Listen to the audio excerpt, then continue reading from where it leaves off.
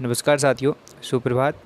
साथियों, जैसा कि आप सभी को पता है कि एमपीपीबी ने अपना कैलेंडर अपडेट कर दिया है और हमारी जो पुलिस भर्ती परीक्षा है वो अक्टूबर में निश्चित की गई है। इसको देखते हुए आप सभी से आग्रह है कि आप सभी तैयारी में लग जाइए और साथ ही साथ समय समय पर टेस्ट सीरीज भी लगाते रहिएगा। इससे आपको अपने आंकलन करने का मौका मिलेगा। तो यहाँ परीक्षा एप्लीकेशन के पर यदि आप टेस्ट सीरीज लेते हैं तो राम सर G50 हमारा कूपन कोड है, इसका आप प्रयोग ज़रूर करिएगा। इससे आपको यहाँ पर 50% का ऑफ मिल जाएगा। तो आज का जो प्रश्न पत्र है दोस्तों, ये 2017 की शिफ्ट सेकंड का सा है और इसमें हम क्वेश्चंस डिस्कस करेंगे केवल एमपीजी के, जीएस के, जो कि आप सभी के लिए बहुत इंपॉर्टेंट होंगे। तो चलिए शुरू करते हैं। पहला प्रश्न आपकी स्क्रीन पर है। हो सकता है तो आप अपने मन में इसका आंसर रख लीजिएगा, क्योंकि मैं बाद में आपका आंसर बता ही दूंगा। लेकिन हमारा जो टॉपिक या हमारा जो मेन फोकस रहेगा वो इस बात पर रहेगा कि प्रश्नों का लेवल कितना था और किस तरीके से प्रश्न पूछे जा रहे थे।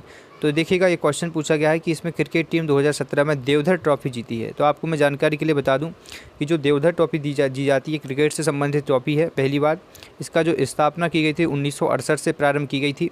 ठीक है, तो इसमें ये पूछा गया कि किसको दी गई है। तो ये जहाँ तक मुझे पता है ये है तमिलनाडु। ठीक है, तो ये 2017 के हिसाब से था।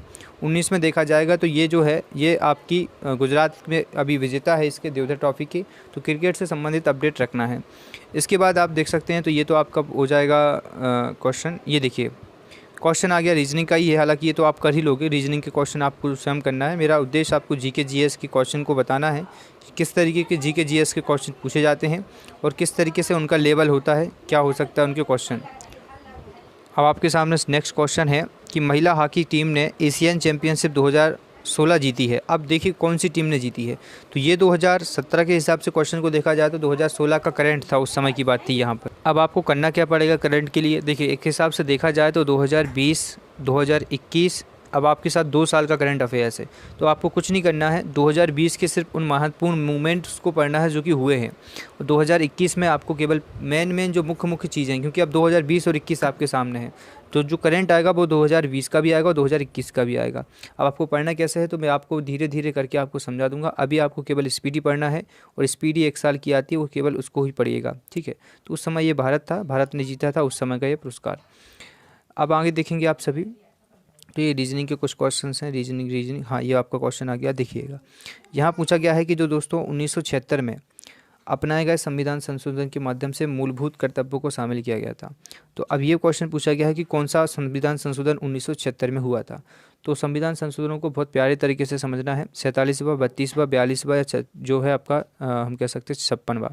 जहाँ तक आपको याद होना चाहिए तो 42वां संविधान संशोधन जो है इसको हम कह सकते हैं बहुत बड़ा संविधान संशोधन था। इसके द्वारा मूल कर्तव्यों में भी सुधार हुआ था। कम से कम 3 नए अध्याय जोड़े गए थे और कम से कम 16 अनुच्छेद जोड़े गए थे इसके दौरान। ठीक है, वो अध्याय कौन कौन से थे तो आपको याद होना चाहिए। 51 का जोड़ा गया था इसके साथ में, और आपके जो अनुच्छेद थे, अनुच्छेद में देखो जाए तो 44 का जोड़ा गया था, 47 का जोड़ा गया था, 39 का जोड़ा गया था। और इसी के साथ में आपको याद होना चाहिए तो मूलभूत जो हमारी प्रस्तावना है उसमें 3 शब्द जोड़े गए थे, धर्मनिरपेक्षता, और 3 शब्द जो है मूलभूत जोड़े गए थे। तो इस हिसाब से देखा जाए तो 42वां संविधान संशोधन स्पेशली पढ़ के जरूर जाइएगा। इसके बाद देखिएगा आगे क्वेश्चन है कि जो ये तो आपके रीजनिंग का क्वेश्चन रहेगा। हाँ, ये क्वेश्चन महत्वपूर्ण है कि किस मंत्रालय ने हाल ही में अंतरा और छाया नामक 2 नए गर्भनिरोधक आरंभ किए हैं। तो ये क्वेश्चन उस समय करंट अफेयर्स के हिसाब से था। तो कम से कम करंट अफेयर्स के आपको एमपी कांस्टेबल में 10 से 12 क्वेश्चन देखने को मिलेंगे। तो ये देखिएगा, इसका महिला और बाल विकास जो स्वास्थ्य विभाग था, ये 2017 के हिसाब से था। क्वेश्चन पूछा गया है कि जो ग्वालियर शहर है वो किस नदी के किनारे है। अब कई लोग सोचेंगे कि सर नर्मदा के तो बिल्कुल हो ही नहीं सकता, चंबल हो सकता है लेकिन ज़्यादा ऊपर से जाती है, बेतवा नदी नहीं हो सकता। तो कई लोग कहेंगे महानदी कैसे होगा, और महानदी जो तो है यहाँ से गुजरती है। ज़्यादातर देखो हमें इतना ध्यान रखना है कि चंबल जो नदी है ये थोड़ी नज़दीक है। वैसे तो बेतवा भी है लेकिन हम चंबल नदी को ज़्यादा मानेंगे, तो क्योंकि चंबल नदी ऊपर से गुजरती है। ठीक है, यहाँ पे भारत की बॉर्डर, मध्य प्रदेश की बॉर्डर है, तो चंबल को हम मानेंगे। तो यहाँ से कोई क्वेश्चन यदि पूछे जाते हैं तो आसपास के क्षेत्र को आप देख सकते हैं। देखिए, इसमें आपको एक विषम ज्ञात करना है। तो विषम क्या हो सकता है, गुजरात है, लक्षद्वीप है, दमन द्वीप है, अंडमान निकोबार है। तो क्या हो सकता है इसका आंसर आपको देख बताना है। तो आपको गुजरात है, क्योंकि ये स्टेट है और ये क्या है, महाद्वीप, ये हमारे द्वीप है ना। तो ये क्या हो जाएगा, गुजरात। बहुत प्यारे क्वेश्चन आते हैं, बहुत सरल। क्वेश्चन पूछा गया कि मध्य प्रदेश मुख्यमंत्री तीर्थ दर्शन योजना शुरुआत कब की गई थी, 2014, 2012, 2008, 2006। तो इसका जो आंसर हो जाएगा वो हो जाएगा, जहाँ तक मुझे याद है 2012, जहाँ तक मुझे पता है। देखो 2012 में, ये आपको पता होना चाहिए, तो बुजुर्गों को लेकर के यात्रा की गई थी कि अलग अलग धामों में यात्रा कराई जाएगी। तो इस तरीके से क्वेश्चन पूछे जाते हैं, तो योजनाओं को भी अच्छे से रट लेना, क्योंकि योजनाएं कांस्टेबल के हिसाब से बहुत महत्वपूर्ण हो जाती हैं।